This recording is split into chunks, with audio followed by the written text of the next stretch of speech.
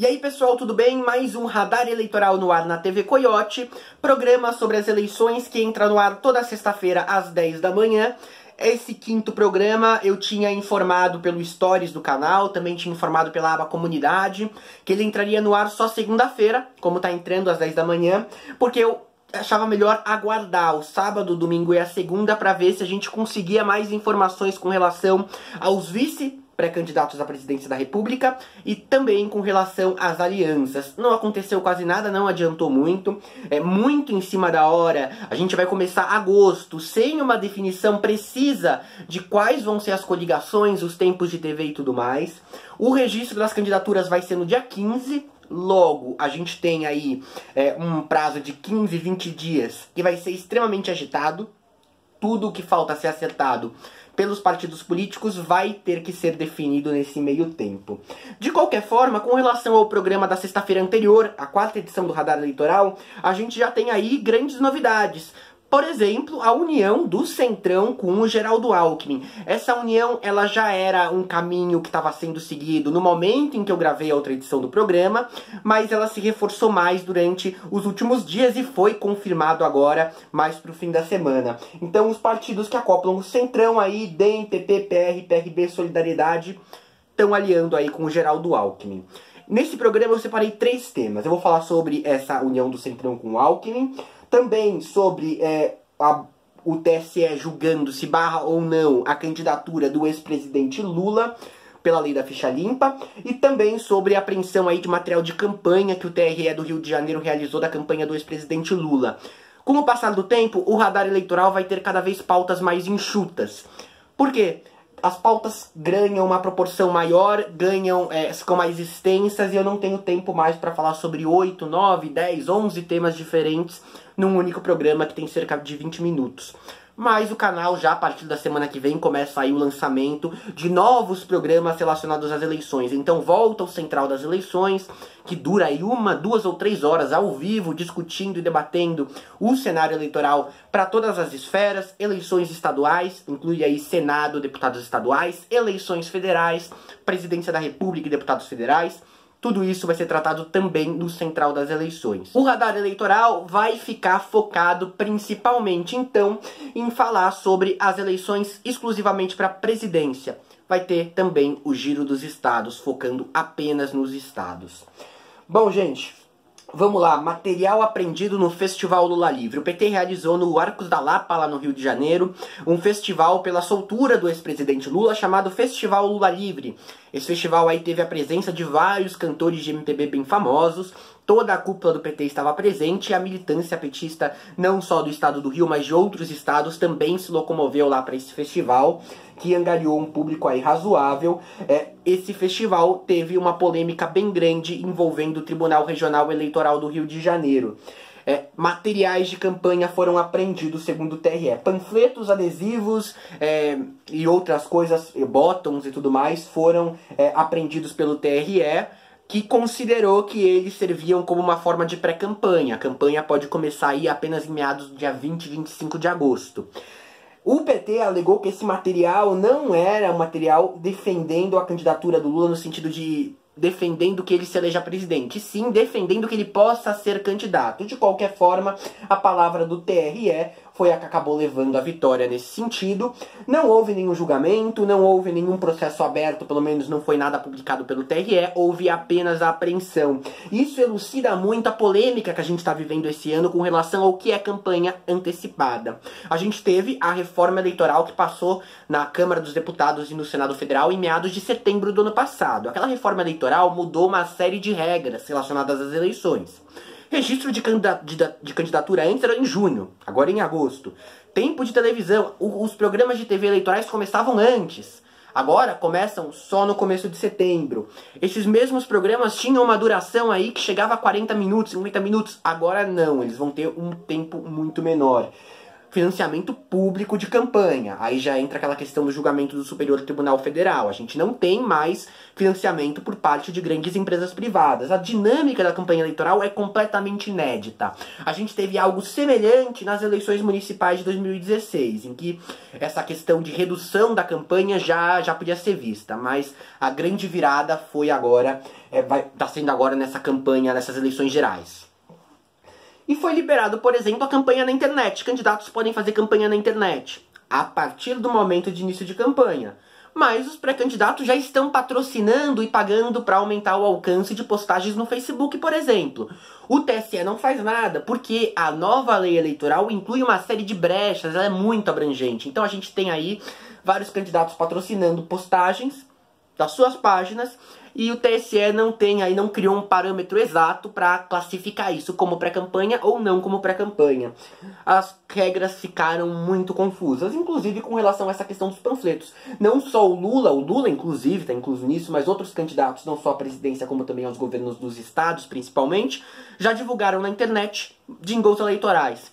Então é uma situação aí muito complicada. Um candidato muitas vezes não pode ser chamado de candidato, tem que ser chamado de pré-candidato nas entrevistas, mas em situações como essa acaba podendo fazer campanha, e o TSE é culpado por isso, por não ter definido essas regras de uma forma precisa, de uma forma categórica. Vamos acompanhar, a gente vai ter muita polêmica relacionada a isso, mesmo depois do início do período oficial de campanha eleitoral. E também falando do ex-presidente Lula, começa a circular a informação de que os ministros do Tribunal Superior Eleitoral vão querer barrar a candidatura dele já no dia 15 de agosto, quando ela for registrada. No geral, uma análise de candidatura leva no mínimo 15, 20 dias para ser analisada pelo TSE. Os ministros do TSE são o Luiz Fux, presidente da Corte, a Rosa Weber, o Luiz Roberto Barroso, aí 3 figuras do Supremo Tribunal Federal. A gente tem também o Napoleão Nunes, o Jorge Mussi, o Edmar Gonzaga e o Tarcísio Vieira. A parte desses estavam presentes aí em junho do ano passado no julgamento da cassação da chapa Dilma Temer. Caso aí do Napoleão Nunes, do Tarcísio e do Edmar. Bom, a gente conhece bem esses ministros, e a gente conhece bem as posições deles com relação à candidatura do ex-presidente Lula. E o PT também conhece. E a gente sabe que esses ministros declaram publicamente em entrevistas que a maioria deles, a gente tem aí um total de 7 ministros, mais de 4 já declararam publicamente que o Lula não pode ser candidato pela lei da ficha limpa. Então o resultado desse julgamento é razoavelmente previsível. A questão é quando ele vai ocorrer. E começou a circular, os grandes jornais divulgaram que dia 15 de agosto possivelmente o TSE já vai fazer esse julgamento. Oficialmente é permitido que isso seja feito. De qualquer forma, criaria um burburinho muito grande, uma revolta muito grande por parte da militância do PT, você ter um julgamento aí num prazo menor do que é usual, principalmente aí para o cargo de presidente da República. Aí o PT vai ter tempo também para poder julgar, para poder determinar qual seria o substituto, se tiver um substituto, do ex-presidente Lula na campanha presidencial. O TSE libera para que isso seja feito. Muito possivelmente seria o candidato a vice pela chapa do Lula. E aí a gente tem também a seguinte situação: como vai funcionar esse registro de candidatura com o Lula preso? Vamos observar, isso tudo depende do TSE, são coisas que deveriam ter aí uma norma objetiva, jurídica, uma coisa bem definida de como seria feito, mas são decisões e influências políticas que acabam definindo realmente esses procedimentos. A gente sabe que é assim que funciona. Vamos continuar acompanhando, eu vou aí dia 15 de agosto cobrir, claro, o registro das candidaturas e das chapas. Chapas essa que quem vem dominando é o Geraldo Alckmin, que conseguiu fechar aí uma mega aliança. Muito no começo do ano a gente falava já sobre o Geraldo Alckmin sendo um político mais tradicional, no sentido de ser do PSDB, um dos maiores partidos do país, correr com facilidade por outros partidos de grande porte, como por exemplo o Democratas, antigo PFL. E o fato de ser governador de São Paulo, ser um político experiente, ter mais facilidade para conseguir fechar alianças e conseguir mais fundo eleitoral, fundo partidário e também tempo de TV para sua campanha presidencial. Mas com o passar do ano, a gente foi vendo que a candidatura do Geraldo Alckmin não ia para frente das pesquisas. E aí começou a ficar claro também que os partidos poderiam ficar com o pé atrás de fechar aliança com ele. Ninguém quer se coligar com um candidato que não vai vencer. A questão é que o tempo foi passando, aqueles possíveis outsiders que seriam lançados, como o Luciano Huck, que teria candidatura pelo PPS, se falou em Joaquim Barbosa pelo PSB, que conseguiria provavelmente ganhar apoio até mesmo do Centrão, o Ciro Gomes quase fechando aliança com o Centrão também, foi se falando nisso, tudo mais. No final, Joaquim Barbosa e Luciano Huck não saíram candidatos. Ciro Gomes mantém uma posição razoável nas pesquisas, mas não sobe mais, não consegue chegar perto aí do Jair Bolsonaro. Jair Bolsonaro, mesmo tendo um poder grande aí nas pesquisas eleitorais, não consegue fechar aliança com partidos mais tradicionais. Eu comentei isso no último vídeo que eu fiz, chamado Ciro e Bolsonaro. Você pode ver no izinho aqui em cima ou nas telas finais que vão aparecer nesse vídeo. Sobrou só o Alckmin, por falta de opção, com nenhuma chance de lançar candidatura própria, como democratas lançando o Rodrigo Maia, por exemplo. O PRB lançando o Flávio Rocha. Eles acabaram optando por fechar com o Alckmin essa semana. E Alckmin vai fechar com 23 minutos e 37 segundos de TV, somando aquelas inserções de 30 segundos que você tem no canal. No bloco eleitoral em específico, ele fecha com 4 minutos e 46 segundos por bloco. É 40 vezes mais do que o Jair Bolsonaro vai ter. Jair Bolsonaro vai ter 8 segundos. E esse valor que eu passei pra vocês inclui o Centrão, então DEM, PP, PR, PRB e Solidariedade, o PTB, que não faz parte do Centrão, e agora o PSD, que anunciou aí nos últimos 2 dias, foi a única novidade que a gente teve entre a data que o programa entraria no ar e que ele efetivamente está entrando, a aliança do PSD. Esse tempo de TV que eu tô dando aqui não tá somado com o tempo de TV do PSD. A gente pode supor que esses 23 minutos e 37 segundos vão virar algo entre cerca de 25 e 26 minutos. E os 4 minutos e 46 segundos por bloco vira cerca de 5 minutos e meio por bloco. A aliança do PSD do Gilberto Kassab faz bastante diferença. Se discutir aí um apoio do PSD, por exemplo, ao candidato Henrique Meirelles do MDB. Então aí o Centrão fechando com o Alckmin dá um certo sossego temporário pro Alckmin.